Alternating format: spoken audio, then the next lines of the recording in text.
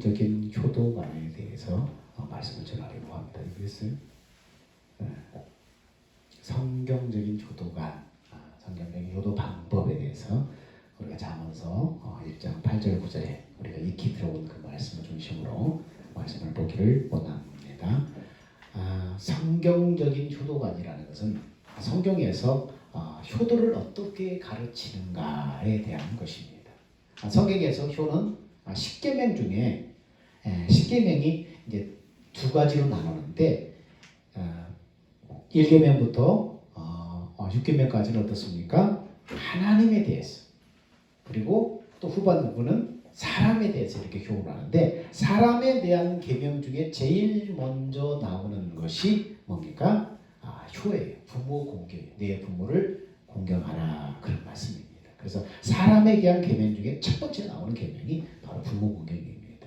이 효도의 계명은 살인하지 말라, 도적질하지 말라, 간음하지 말라, 그런 계명보다도 더 많이 중요하게 강조되는 그런 계명입니다.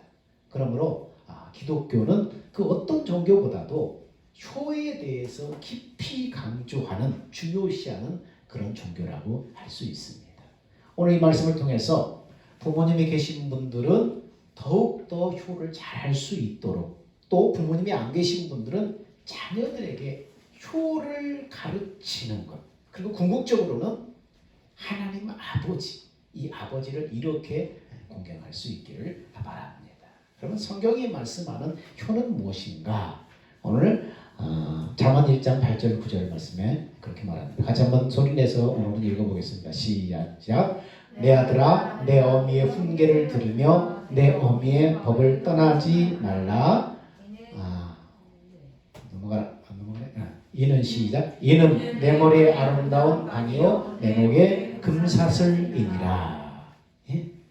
이 성경은 부모의 말씀을 듣는 효도에 대해서 지금 얘기하는 거예요. 뭐라고? 내 아들아, 내 어미의 훈계를, 내 아비의 훈계를 들으며, 이렇게 말을 하고 있습니다. 첫 번째, 부모 공경의 첫 번째는 뭐예요? 말씀을 잘 듣는 거예요. 이 말씀을 이해하려면 당시의 배경을 알아야 됩니다. 당시에는 가정의 제사장이 그 가정의 아버지였어요. 그러므로 아버지가 가르치는 말씀은 어떻습니까? 아버지가 가르치시고 훈계하는 그 말씀은 곧 성경이고 설교였어요. 오늘도 마찬가지입니다. 가정의 제사장은 누구입니까? 부모님이 바로 가정의 제사장이에요. 그러므로 부모는 하나님의 말씀을 자녀들에게 가르치고 기도하고 축복할 수 있는 특권과 의무를 가지고 있어요. 그런 권위를 가지고 있어요. 하나님이 주신 권위들이에요. 그래서 자녀들을 가르치고 위해서 기도하고 축복해 줄 수 있는 것입니다. 그러므로 이 자녀들은 어떻습니까? 온전히 부모의 교훈을 잘 듣고 순종해야 돼요. 이게 복의 길이에요. 이게 성경이 말하는 거예요. 여기서 우리가 발견하는 부모 공경의 가장 귀중한 힌트가 뭡니까? 어떻게 하면 부모를 잘 공경할 수 있을까? 여기서 힌트를 주고 있죠. 그것은 뭐예요? 부모님의 말씀을 잘 들어드리는 것이 부모 공경이라는 것을 우리는 발견하게 됩니다. 오늘 여러분, 부모님 중에 또는 불신자도 계실 거예요. 예수 안 믿는 부모님도 계실 거예요. 그 말씀대로 그대로 다 순종하지 못할 내용도 있겠지만은, 여기서 우리에게 주는 힌트가 뭡니까? 부모를 어떻게 섬기느냐? 말씀을 잘 들음으로 공경하라. 이것을 지금 말해주는 거예요. 그 말씀이 옳든지 그르든지 그 부모님을 인격을 공경하는 마음으로 잘 들어드리는 것, 이것이 첫 번째 부모 공경이라는 것입니다. 자, 정원아, 효원아, 첫 번째 성경이 가르치는 부모 공경이 뭐라고? 부모님의 말씀을 잘 귀담아 공손하게 듣는 것, 이것이 바로 부모 공경의 첫 번째예요. 어느 중풍병이 드신 불신자분의 가족들이 부모님을, 그 중풍병이 든 부모님을 어린아이 취급을 하면서 돌보 드리는 거예요.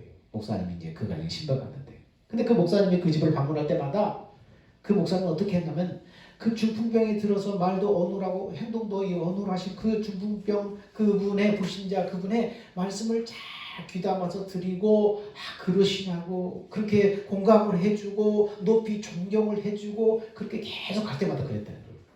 가족들은 근데 그렇게 안 하는 거예요. 막 어눌하고 말도 막 잘못하고 그러니까 막 애 취급하는 거예요. 그래서 목사님은 그렇게 갈 때마다 말씀을 귀담아서 잘 어눌하지만 잘 들어주시고 같이 공감해주고 존경을 해주고 높여주시고 그렇게 하루 이틀 계속 그렇게 가다 보니까 그분이 마음문을 열더라는 거예요. 그 같은 그분이 마음문을 열더라는 거예요. 그래서 그분에게 가서 예수님의 그 사랑에 대한 복음을 차근차근 전해주셨어. 누워있으니까 어떻습니까? 꼼짝을 못하잖아요. 그러니까 들어야 되잖아요. 그래서 귀에다 대고 복음을 잘 전해주고 간절하게 그 어르신을 위해서 기도해 주었어요. 근데 며칠 만에 하루가 다르게 그 부모님이 상태가 좋아지는 거예요. 그리고 며칠이 지나지 않아서 무엇입니까? 회복이 돼가지고 퇴원할 정도가 됐어요. 그래서 집으로 퇴원을 했다는 거예요. 여러분 상담학에서도 상담학의 기본은 뭐예요? 남의 말을 성의 있게 잘 들어주고 공감해 주는 거예요. 막 상담학의 처음 기본을 가르칠 때 어떻습니까? 뭔가를 막 가르치려고 지시하고 뭐 방법을 얘기해 주려고 하지 말라는 거예요. 같이 공감해주고 그러나 들어주고 이것이 상담학의 기본입니다. 왜입니까? 그것이 큰 그 사람의 위로가 되기 때문에 자기 말을 들어주고 자기를 높여주고 인격을 존중해주고 그것이 그 사람에게 큰 위로가 되고 치유가 되기 때문입니다. 나이가 들면은 소외된 기분이 듭니다. 슬픕니다. 늙어가는 것이 슬프고 또는 외롭고 내가 존재한다는 의식만으로 크게 위축됩니다. 그런데 부모님의 말씀을 잘 들어드릴 때 그 외로움도 위축도 소외됨도 사라지는 거예요. 그러니까 이게 얼마나 큰 효도겠어요. 부모님을 막 가르치려고 하는 것이냐 아니라 옳든 그러든 간에 잘 들어드려요. 공경하는 거예요. 말씀 존중이 하나님 존중이듯이 부모님이 하시는 그 말씀을 존경하는 것이 뭡니까? 부모 공경이라는 거예요. 이것이 부모를 공경하는 첫째 가는 방법이라는 거예요. 성경이 교훈하는 이 공경법을 잘 기억해서 실천하는 여러분이 되기를 축원합니다. 두 번째 성경이 말씀하는 효도는 뭐냐? 성경은 순종하는 효도를 가르칩니다. 자, 두 번째 말씀 읽겠습니다. 시작. 자녀들아 너희 부모를 주 안에서 순종하라. 이것이 옳으니라. 순종을 하는데 어디서요? 주 안에서 순종하라. 순종의 범위를 뜻하는 거예요. 그러니까 성경 말씀을 벗어나지 않는 범위 내에서 순종하라. 부모님에 가서 야 이웃집에 가서 뭐 훔쳐가라. 그런 거 할 수는 없잖아요. 뭐 죄 짓는 거 그런 거 할 수는 없잖아요. 그러니까 성경 안에서 주 믿음 안에서 순종하라. 근데 여기에 또 하나의 다른 뜻이 여기에 포함되어 있습니다. 너희 부모를 주 안에서 순종하라. 그 말 속에 무슨 뜻이 있어요?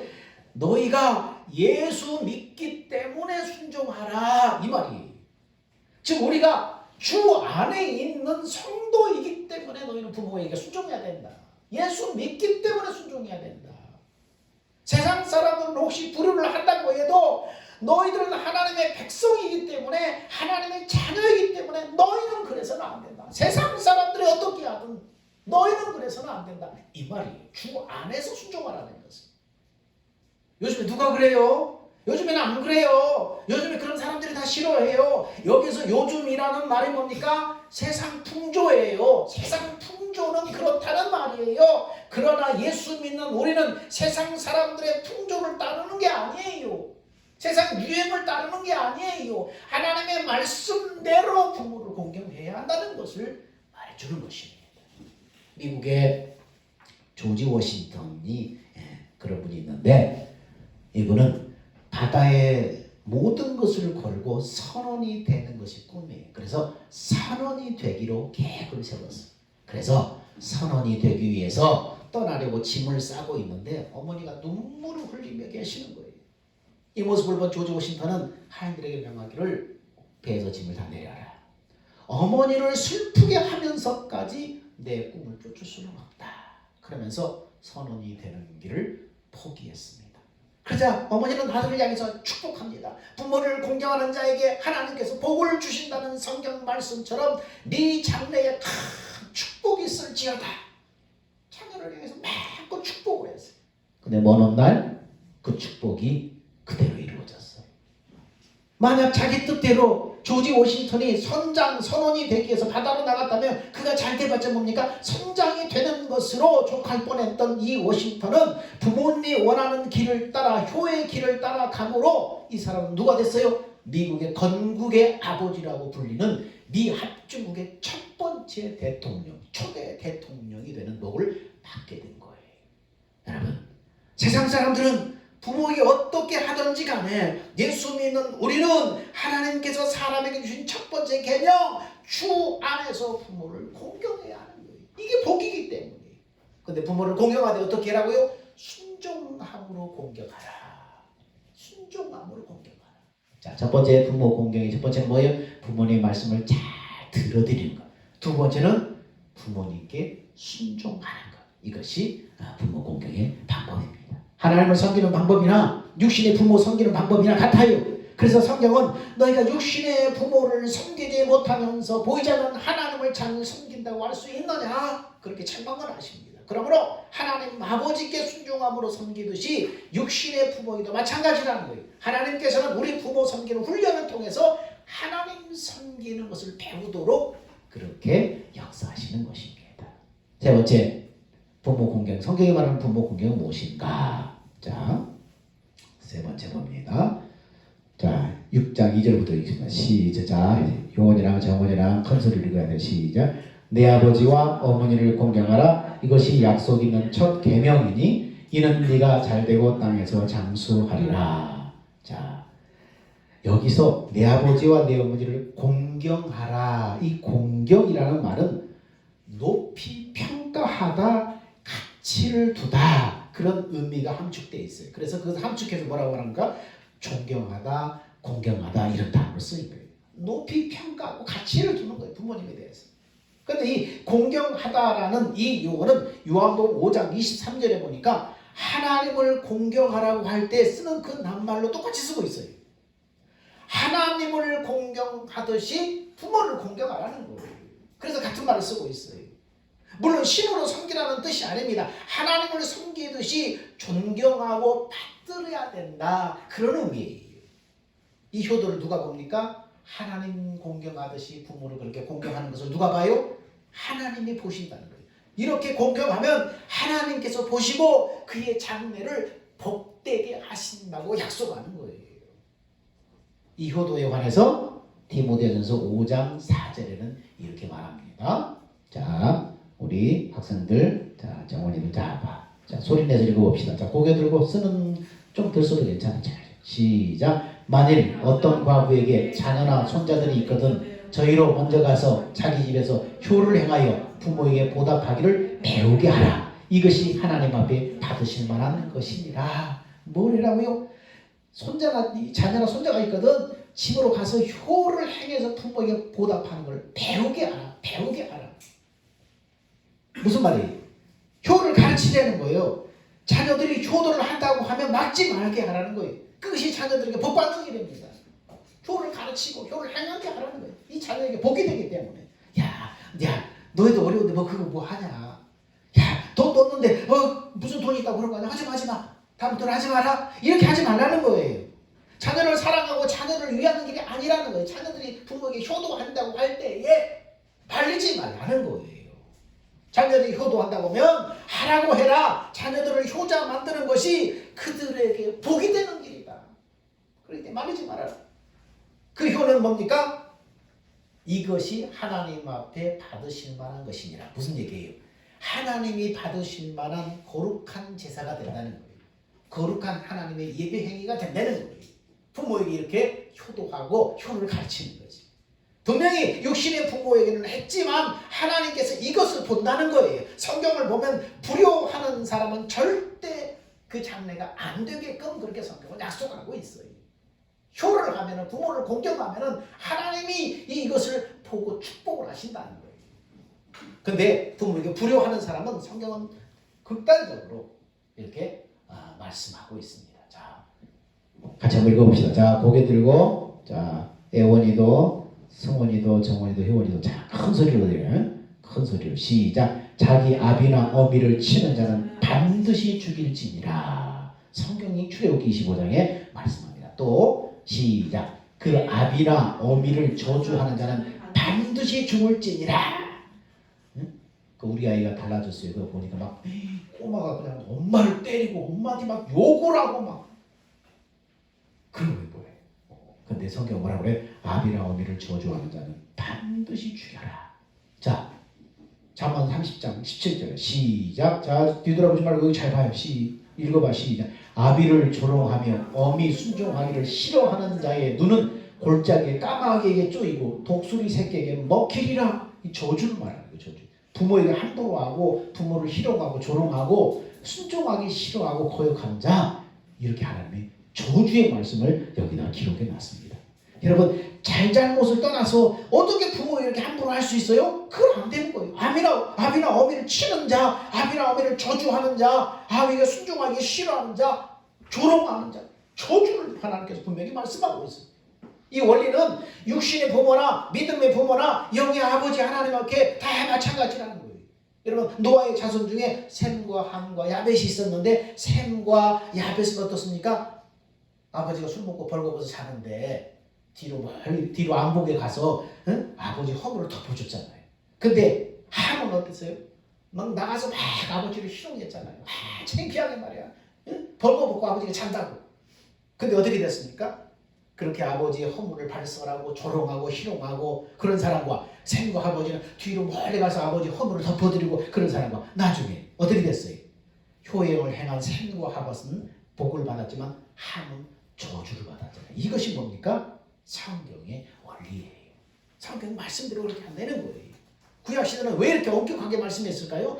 부모 공경이 무너져버리면 신앙은 물론 사회 모든 기관까지도 다 무너지고 말기 때문에 가장 기초가 되는 가정에서부터 이것을 엄하게 말씀하는 거예요. 네 번째, 성경은 효에 대해서 뭘 가르치는가? 자, 같이 한번 읽어보시다. 시작. 내 부모를 즐겁게 하며 너 낳은 어미를 기쁘게 하라. 부모를 즐겁게 하라.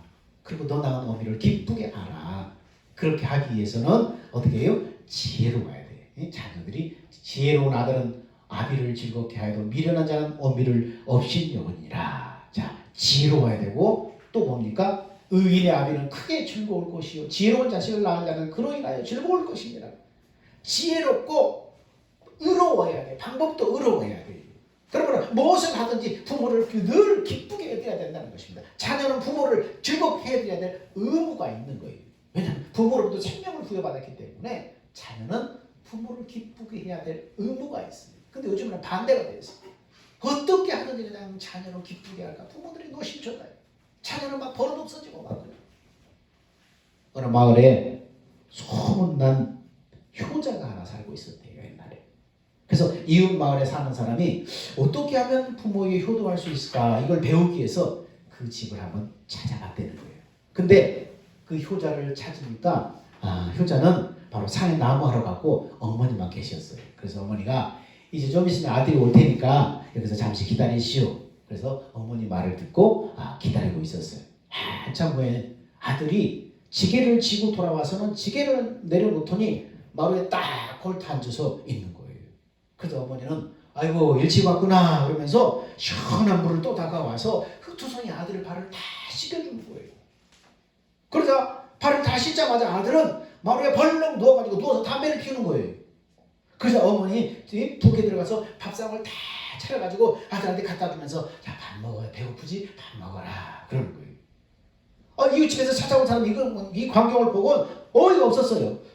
너무한데 저 늙은 나이 드신 저 어르신한테 너무하는 거 아니야? 근데 혹시 무슨 까닭이 있겠지 생각하면서 말했습니다.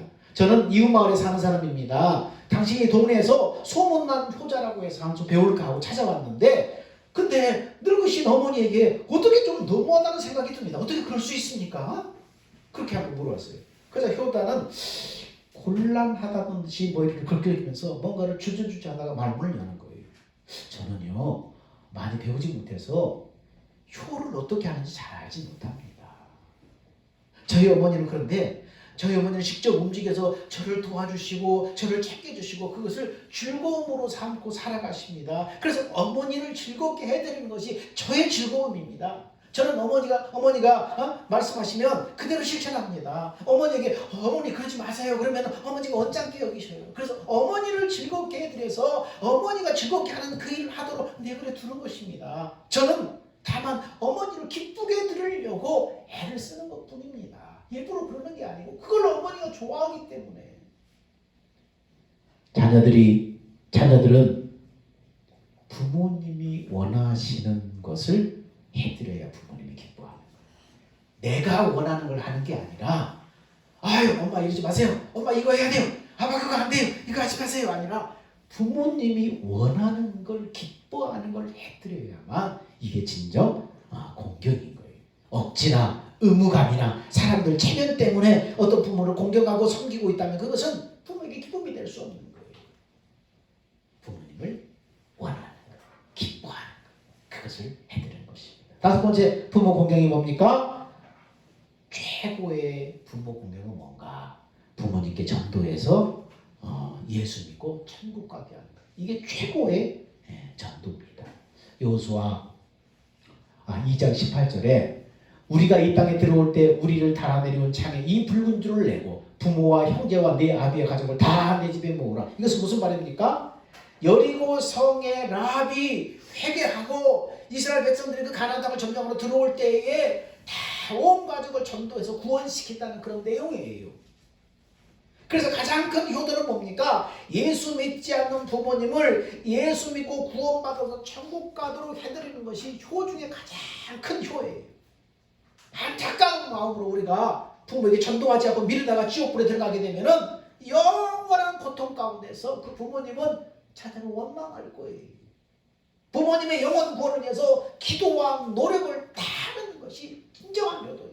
내가 이 땅에 사는 동안 많은 재물을 쌓는 게 부모님께 효도한 게 아니고 내가 잘 먹고 잘 사는 게 효도가 아니고 어떻게 하든지 부모님은 내가 가진 모든 기회와 모든 재물과 모든 것을 다해서 내 부모님 구원시키리라. 이러한 결단을 가지고 최선의 노력을 해야 되는 거예요. 사람이 살아야 100년 남짓도 못 살고 그냥 순식간에 가는 거예요. 그 기회를 잡아야 돼요. 어떤 동물학자가 원숭이 심리 상태를 실험하기 위해서 원숭이 가족을 철판 위에다 올려놨대요. 그럼 그 밑에다 불을 지피기 시작했어요. 못 나오게 하고. 철판이 서서히 달아올라서 막 뜨거워지고 도저히 견딜 수 없는 지경이 되자 엄마 원숭이가 그 뜨거운 철판에 딱 들어놓더니 자기 새끼를 배우다 올려놓았다는 거예요. 여러분 동물도 이러는데 부모님의 사랑은 어떻습니까? 참으로 원숭이 엄마 못지않게 감동적이고 감사할 때가 너무나 많다는 거예요. 자식을 향한 그 사랑은 말도 할 수 없다는 거예요. 자식은 몰라요. 겉으로 드러난 것만 알지 부모님의 마음을 다 헤아리지 못해요. 자기가 그 부모가 되었을 때 그 나이 되었을 때 깨닫지 아무래도 몰라요. 만일 부모님에게 전도하지 못한 채 돌아가시면 두고 후회하고 이것은 만회가 안 돼요. 돌이킬 수가 없어요. 왜요? 영적인 이상가족이 돼버리기 때문이에요. 여러분 육신의 이상가족 텔레비에서 보면 얼마나 애가 탑니까? 이런 사람 보았습니까? 이런 내 자녀 보았습니까? 부모 보았습니까? 벽 전단지를 붙이고 애가 타잖아요. 근데 세상의 이상가족은 만날 가능성이라도 있어요. 근데 서로 만나지 못한다고 해도 같은 신앙을 가지고 있으면 천국에 가서라도 만날 수가 있어요. 근데 영적인 이상가족은 어떻습니까? 영원히 결발하게 되는 거예요. 죽어서도 못 만나는 거예요. 얼마나 여러분 슬프고 후회에 막심하겠는가. 여러분 육신보다 귀한 것은 영혼입니다. 현재보다 귀한 것은 내세입니다. 그러므로 신앙이 없는 부모님에게는 꼭 복음을 전해드리는 것이 최고의 효도입니다. 부모님이 신앙이 좋은 분이라면 내가 신앙생활 열심히 잘 신실하게 하는 것이 부모님께 최고의 효도입니다. 신앙의 부모에게 자녀들이 신앙생활 잘하는 것보다 더 기쁘고 좋은 일이 없기 때문입니다. 이것이 부모님이 가장 크게 기뻐하는 일이기 때문입니다. 예수 안 믿는다면 어떻게든지 예수 믿게 만들어야 됩니다. 내가 부모님이 예수 믿는다면 내가 신앙생활 성실하게 잘해서 부모의 기쁨이 돼야 됩니다. 여러분 하나님 아버지도 이렇게 섬겨야 됩니다. 하나님께서도 말씀을 잘 듣는 것을 기뻐하십니다. 듣고 잘 순종하는 것을 기뻐합니다. 공경하는 것을 기뻐하십니다. 기도로 대화하는 것을 하나님 기뻐하십니다. 육신의 부모에게 하듯이 하나님도 그걸 기뻐하셔요. 그러므로 오늘 어버이 주일을 맞이해서 부모님께 효도하고 나아가서 하나님 아버지를 공경하는 여러분들이 다 되시길 주의 이름으로 축원드립니다. 기도합니다. 사랑과 은혜가 풍성하신 아버지 하나님, 은혜와 사랑을 감사합니다. 우리 육신의 부모를 공경하라. 성경이 그토록 강조하는 것은 육신의 부모를 통해서 하나님 공경, 하나님 섬기는 것을 배우라고 하십니다. 하나님 잘 순종하고 듣고 공경하고 늘 대화하듯이 그렇게 하나님 앞에서도 그렇게 믿음으로 살게 하여 주옵소서. 우리의 생명 되신 예수님의 이름으로 기도하옵나이다.